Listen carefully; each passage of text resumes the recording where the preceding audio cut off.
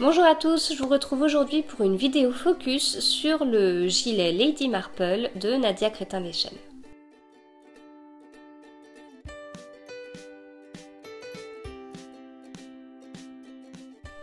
Alors le gilet Lady Marple, c'est un très ancien gilet. Dans le monde du tricot, c'est très ancien. Je vais vous retrouver tout de suite la date. Mais c'est vrai que c'est pas un gilet qui est sorti hier et beaucoup ont eu le temps de le faire une fois, deux fois, trois fois. Ça date d'octobre 2012, donc voilà, c'est la préhistoire dans ce monde tricotesque et réseaux sociaux mélangés. Voilà, donc forcément je l'ai beaucoup vu et j'ai eu envie de le faire moi aussi à mon tour. Il était temps, mais c'est pas grave, il n'est jamais trop tard, donc voilà. Alors, donc le Lady Marple, c'est la version femme, il existe le Miss Marple pour la version enfant, je sais plus quels sont les âges, mais c'est un gilet que j'avais déjà tricoté pour ma dernière et pour ma fille aînée. Je leur avais tricoté le même gilet je sais plus la qualité, Alaska de Drops dans un gris clair. Elles l'ont toutes les deux beaucoup porté et voilà, l'idée c'était que je m'en fasse un dans la foulée et en fait voilà, au final j'ai un petit peu reporté le truc. Ça doit faire 1 an et demi je crois que je l'aurais fait. Ça devait être dans mes tout premiers épisodes de podcast où j'avais fait les Miss Marple. Donc voilà, du coup mon Lady Marple, je l'ai fait avec la douce Dickey de Les Jolies de Milly dans le coloris éléphant. Donc j'avais bénéficié de super promos sur la Dickey. Et du coup j'en avais profité parce que c'est vrai que de la Dickey c'est quand même pas hyper économique quand c'est teint main quoi. Et puis j'aime bien le côté teint main parce que justement on n'est pas sur un gris uniforme. Voilà, et ça c'est un truc que je retrouve pas avec Drops par exemple. Euh, voilà, donc avec le gris c'est passe-partout, puis avec le côté chiné comme ça, c'est sympa quoi. Ça, à côté, ça ajoute à quelque chose. Alors, le gilet Lady Marple, c'est un gilet qui se commence par le bas. Voilà. Et donc voilà, on fait le corps, etc. Donc ce qui fait que pour pouvoir creuser, là, bah forcément, on a une histoire de... On avance une épaule d'un côté, puis une fois qu'on a fini l'épaule, on laisse les mailles en attente, on fait l'autre épaule de l'autre côté, on laisse les mailles en attente et puis on fait le dos. Ou alors peut-être qu'on fait une épaule, un dos, une épaule, je me rappelle plus, mais bref. Voilà, et puis après, rabattage à 3 aiguilles sur les manches.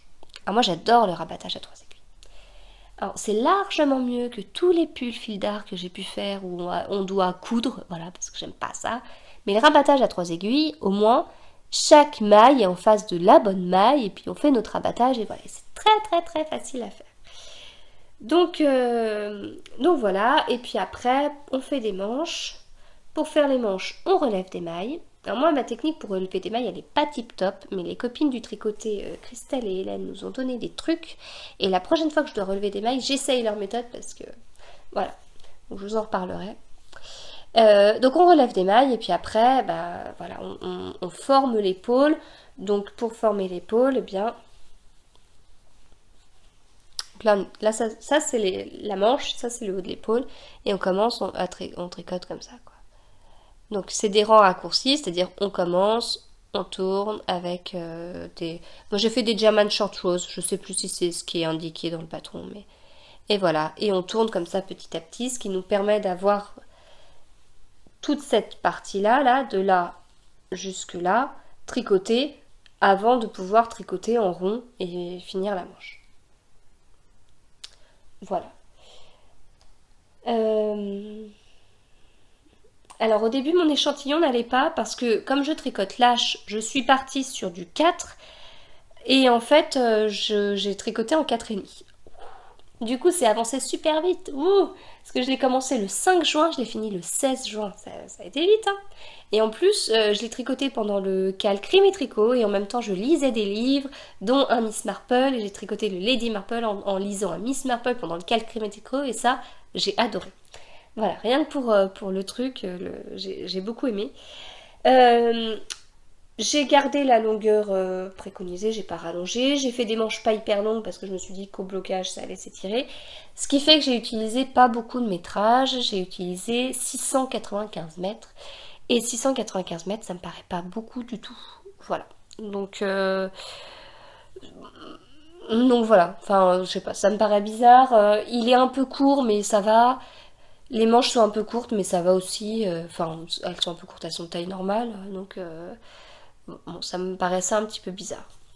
La dentelle du Lady Marple, elle est nickel à faire, hein, vraiment. Puis ça rend bien en plus, hein. J'ai utilisé des boutons en bois avec un petit motif rigolo. Ça me permettait. Enfin, je trouvais que ça pouvait rappeler un peu la dentelle. Donc voilà, si vous êtes fait partie des rares qui n'ont pas encore tricoté, je vous conseille ce modèle. Du coup, je vous souhaite un très bon tricot et puis je vous dis à très bientôt.